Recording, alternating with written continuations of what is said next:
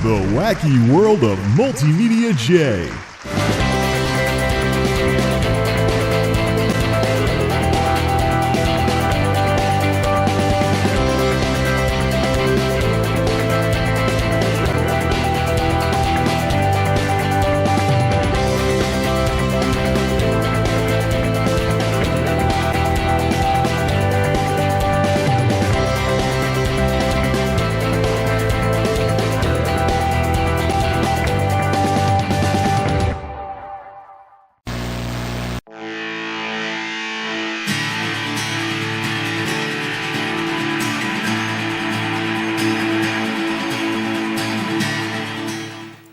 This will begin to make things right. I am totally going to wear out that quote before long. Anywho, yes, the project area is a total disaster, but not for long. Everything that is going to be part of the Great Sift is in this single Burlston box. Well, I kept the box when I got the new chair, but it's going to start falling apart if I don't deal with it sooner rather than later. As you can see, I've got a whole bunch of electronics to sift through and pick what's getting kept and what's getting recycled. Fortunately, I will be using storage totes for the keep and the destroy piles. So the close part of this is already done. I did manage to get that done last month at least. But the meat of this, the stuff where I actually might want to make some kind of video, is all here. It's all ready to go. Some of it's already been sorted, like that new egg box and other stuff. I just want the clutter taken care of, and I only want this to contain what I actually want to keep. And I'm going to have some pretty high standards for that when I go to do all the sifting later on. So yes, at some point I shall begin the journey to becoming an accomplished sift lord. I can't get away from the Star Wars references. In the meantime, though, that poor netbook. Yes, I guess you can tell that it doesn't have a mechanical hard drive anymore. Oh, that poor thing. Let's test just how solid the solid-state netbook really is with this. This is a Logitech Z series high-end, so-called high-end computer speaker set, circa the late 2000s. It's a Z series. It's a model of multimedia equipment that some folks out there affectionately call loud tech, or a Klipsch killer, although Klipsch was already out of the market by the time these things came out. Logitech, a little history. Logitech Z series speakers with the hundreds of watts and the out-of-control boomy arse subwoofers was Logitech's response to the Klipsch Pro Media line of computer speakers back in the day. Klipsch Pro Media miniaturized some of the stuff that Klipsch sold and made people pay a pretty penny for it, but they had pretty good sound for a computer speaker set at the time. I picked up my first set as a Klipsch Pro Media 4.1 B-stock sale. Basically, scratch and dents, refurbs, things like that. But I wanted Klipsch Pro Media by hook or by crook, so I picked those up. I still have those speakers to this day. Can't really find much use for them anymore because they're not really useful. 4.1 is kind of gone these days versus at least 5.1. And I don't even buy computer speakers anymore. So we're going to get into some of that and why these turned out to be one of the biggest wastes of money that I've ever had. So basically, this was the last set of computer speakers that I ever purchased. Afterwards, not very long afterwards, I ditched everything and went to homebrew, AV receiver, home theater in a box with better satellites. And basically, I moved towards replaceable parts. And now we have these today. I'm looking to get rid of them as part of the Great Sift. I'm going to go to the computer shop, put them back in the original retail box, which I still have, along with the original retail styrofoam, hook it up with the speaker. I've got some unopened speaker wire kit that I'll throw in. It also had a remote back in its day, but unfortunately I never got more than a few months out of these things. They still work, but there's a bit of a story behind them. So let's not stand up here. Let's get in a position here with the netbook. Whereas Klipsch would go two-way with their miniaturized bookshelf speakers for satellites, Logitech cheesed it with aluminum phase plugs and tried to make one speaker do the job of two.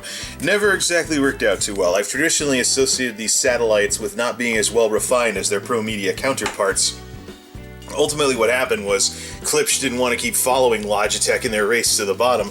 Big 10-inch subwoofer with a port. It's just on that side. So, oh, this poor netbook. If I turn the bass up too loud, it's just going to rattle the whole thing apart, isn't it?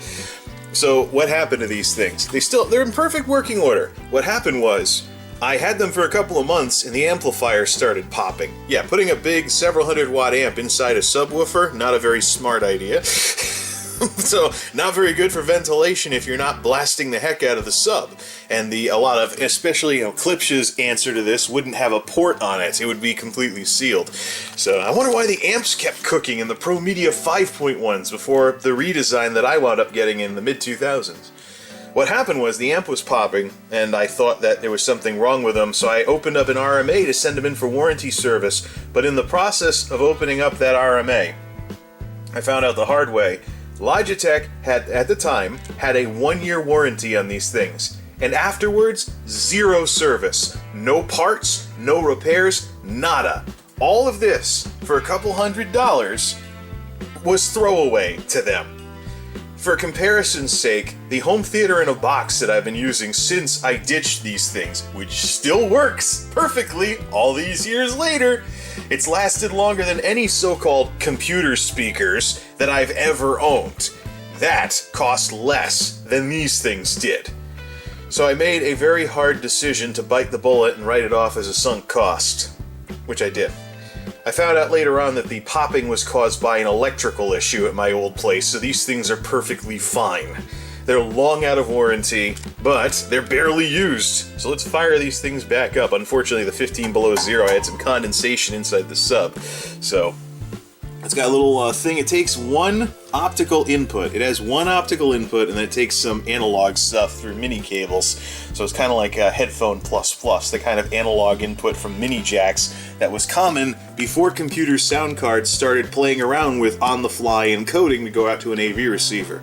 This thing does take optical in, though, so it can actually work with that. The problem is this control module. These control modules, from what I understand, were hardware keyed to the subwoofer. So if this cooked, or this broke, you couldn't get a replacement of these. You had to throw the whole thing out. I hated the design. This is the catch to all the Logitech stuff that we affectionately called Loudtech back in those days. This whole thing would cost you as much as a home theater in a box, do less than a home theater in a box, and if you didn't like the sound, you just upgrade the satellites, and it's completely throwaway. No service after the warranty back in those days. So now I'm trying to figure out what to do with it. There's a computer shop that I think might want to use these for like music in the shop or something. They might buy them off me or something, but I don't really have anywhere I can hook these things up. My primary system does all the work, and it's too big for anywhere else. Max wattage, I think, was like 500 watts on this or something like that. 660 on my home theater in a box. So, let's fire these things up. I played with them a little at the old place. I've got ProLogic music turned on here. We can also turn up the sub and everything. Let's rattle apart the poor netbook. Yeah, I got Winamp going on here. There's your blast from the past for you. Howdy, folks. Let's just sit so you don't have to see my ugly face. Now look at the boob light, and look at the reflection of the boob light instead. Darn glossy screens instead of matte finish screens. So we're going to do Silent Partner rooftops with the lid of this thing right up against the subwoofer in ProLogic 2 music mode. Let's see if these things are still as unrefined as I remember them. Silent Partner's Rooftops. Love this song. It's got potential.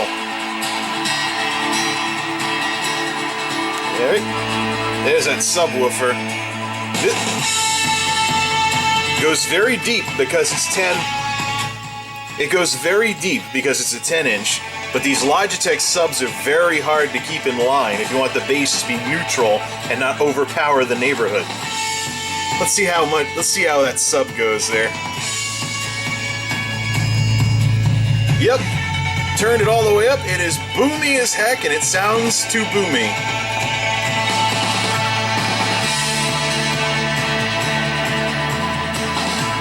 You see me jamming. You do have some effects built into these old things. Plain stereo. Stereo mirroring. Pro Logic 2 for movies and Pro Logic 2 for music. 96 kilohertz, 24-bit over the digital. THX certified. DTS 9624 will decode that. It'll decode Dolby and DTS. But the AV receiver that I have handles even more stuff and more inputs. And the best part is that I can put the consoles through the receiver at the same time as the PC. Not so much with this. I'd need something to combine everything together. I'd have to add a source box to use these again. Let's pick some other tracks. There we go.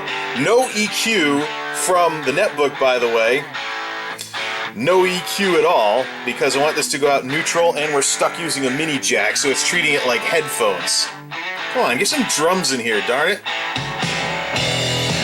This is Highway Girl by Riot. All of these songs, by the way, are from the YouTube audio library.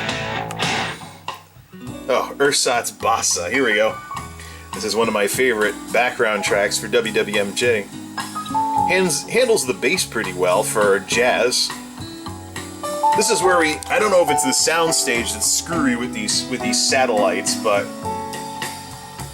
they sort of work. I can hear a tiny difference though between these and two-way, so you can see that these things are trying too hard to be two speakers instead of one. Yeah, it lacks some of the refined nature of the sats from the Klipsch's that I use with the home theater box.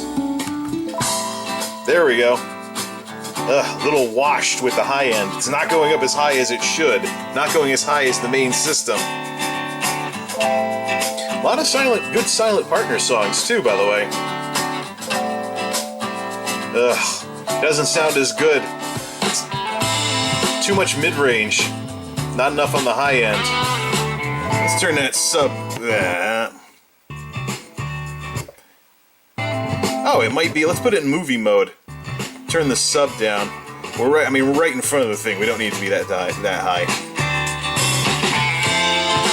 Yeah, it's missing the high end. Let's play with this. Oh, here we go. Ah, trumpet in the ear.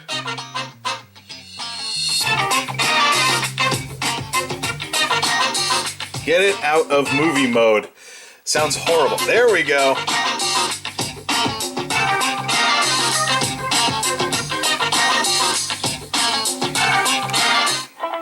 Oh, there we go. Main theme.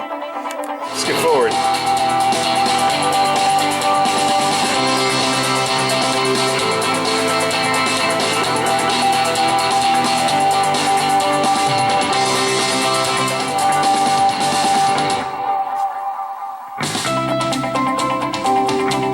Yeah, not as refined.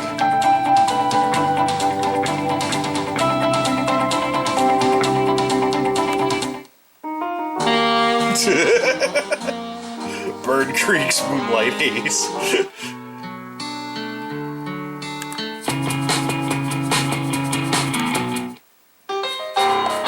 Oh, missing the low end completely.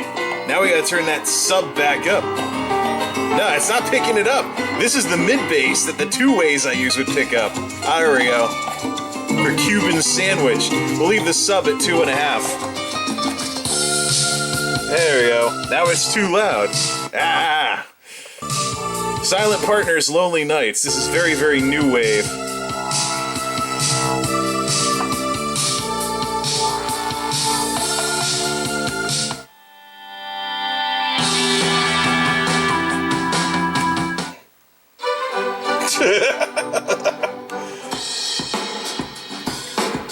Oh, this one definitely doesn't sound as bright. My main system blows this away by leaps and bounds. Oh yeah, that sounds awful. Yeah, it's not as refined. It's one speaker trying to do the job of two, and this Logitech stuff was never all that polished to begin with. I think the sound processor in the AV receiver that I use from end of the late 2000s, the end of the 2000s actually processes the audio a lot better, especially when paired with a good sound card that encodes on the fly. So to get a little more scientific, I want to go back to that Rooftops song, because I like it that much. It's got a mix of acoustic and rock and roll type stuff going here. In a way, it sounds like a successor to my current theme waiting to happen. So we're going to let it play through a bit, and then we're going to swap out these Logitech Zs with the two-way clipses that I use. See how much just going to two-way speakers makes things sound better. This is competent, but it's not as refined. Listen to one more round of this. It's doing way too much in the middle. You're not going to be able to hear this through a camcorder speaker, but... one more round of those beeps. They remind me of the old soundtrack from Final Fantasy XIV, version 1.0.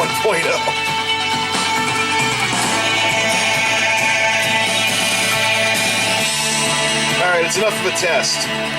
Alright, next step. Get my surrounds from my main setup, which are Klipsch Pro Media 5.1 redesigns from mid-2000s, but they're two-way. We'll rig those up to this, replace these, and see just how much going from this to two-way, proper two-way, improves the sound quality. Let's shut the amp off, let it cool off a bit, and let's make the switcheroo. There's the kind of difference that I'm talking about here. These are usually crossed over down at 120 Hertz. However, you have an inverted cone on the mid-bass driver and a discrete tweeter versus whatever that's supposed to be. I know, it's phase plug stuff. It's supposed to be one speaker doing the work of two. However, this one actually has the other speaker. I think the next step up from these Klipsch Sats, whenever I finally kill these things, would be to probably get some proper bookshelves and whatnot, because even these are kind of miniaturized. They'd at least have speaker grills. So let's see what this does, just going to discrete, just do a discrete tweeter and whatnot. Oh, I can already hear it. Way more controlled. Actually, a little on the bright side now. Let's turn that down.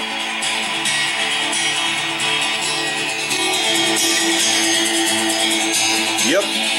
It's a bit of an improvement, but it's still not as good as the main system because the sound processing is a little more crude. Not only do we have what's in the Logitech amp, but we only have whatever's built into this thing. Not an actual sound card with more effects available. Oh yeah. Way better. Just by going two-way. It's too bright now.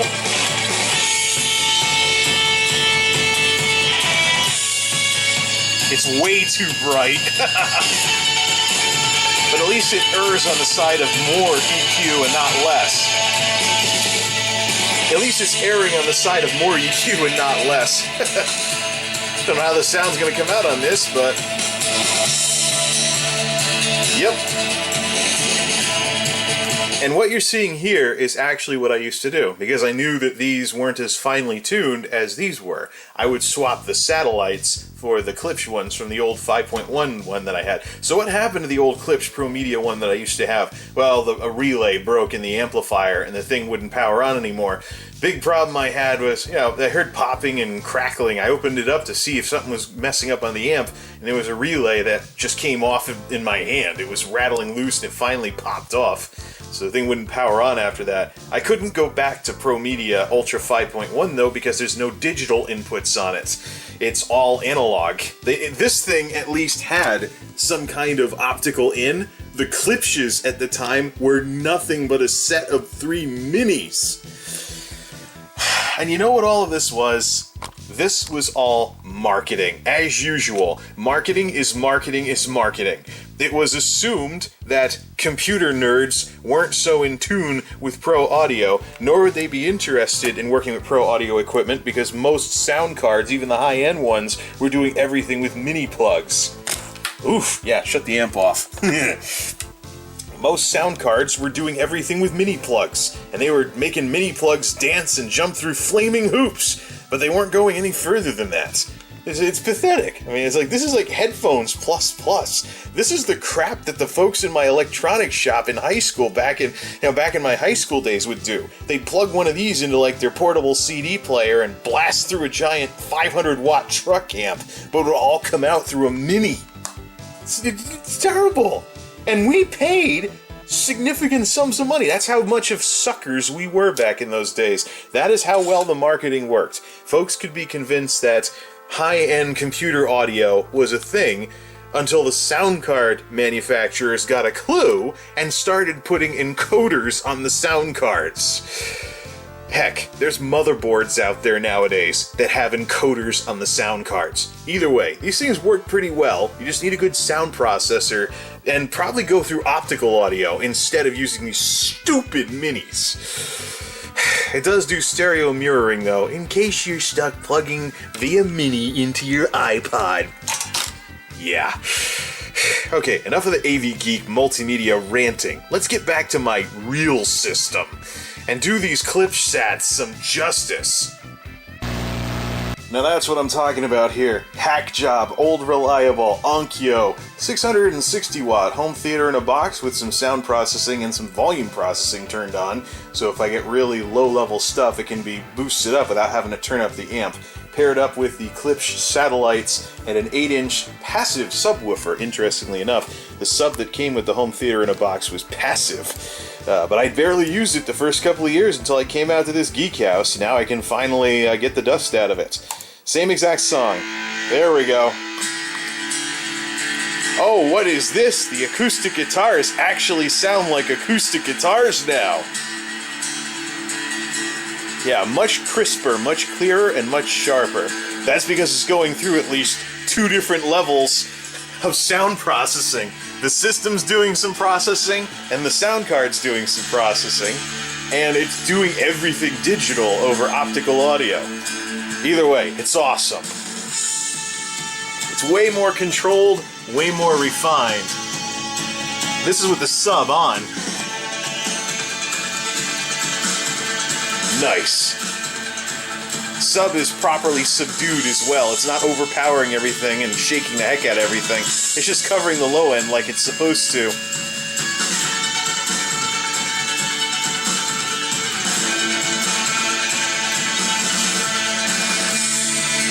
Great stuff. Even when I turn the sub into large speaker mode, so more stuff goes through the mid-bass drivers, it still sounds pretty nice when playing games. Of course, there is some room reverb to take into account here, so this sounded better at the old place where there was less reverb. However, the big thing with this hack job setup is that I'm still using computer speakers. If I can get some speaker stands with some, if Monoprice can ever get those bookshelf ones, 30 a pair, back in stock, get 2 sets of those, and then a proper center channel, I could say goodbye to this stuff. But these Klipsch's actually work a-okay. They actually work a-okay. And the crossover for the sub is 120 hertz with this system. I set it to 120 hertz to match the old Pro Media sub, to match the old Pro Media crossover. So, in effect, I am still getting the system I bought back in 2005, even though the relay broke many years ago. But I guess the lesson of the day is understand that there is no such thing as high-end computer speakers. No such thing. Don't fall for the marketing nonsense. Get a sound card with a real-time encoder on it, like Dolby Digital Live or DTS, and go to an AV receiver. Oh, cool. Programs can be updated. Go to an AV receiver, have your system do the work. Don't mess with mini plugs, please.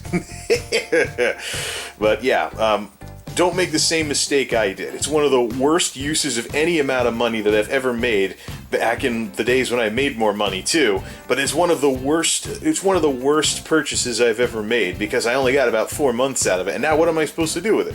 Give it to my folks so they can have surround sound? They don't even watch DVDs, much less Blu-rays. So, we'll see what the computer shop says about it. I'm going to test the remaining sats and the center channel once I verify that those work, and then I'm just going to let the amp run for a bit so I can hear any popping. I don't think there's any more popping. I think that was just an electrical fault at the old place. So, what a freaking waste. I got away from computer speakers a long time ago, and I wouldn't look back at this point. I wouldn't even consider it again, because just home theater in a box it. Get a decent AV receiver going, and just get a decent AV receiver going, and just have replaceable parts. If something cooks, you only replace the part that cooked, not the whole freaking system. MultimediaJay out.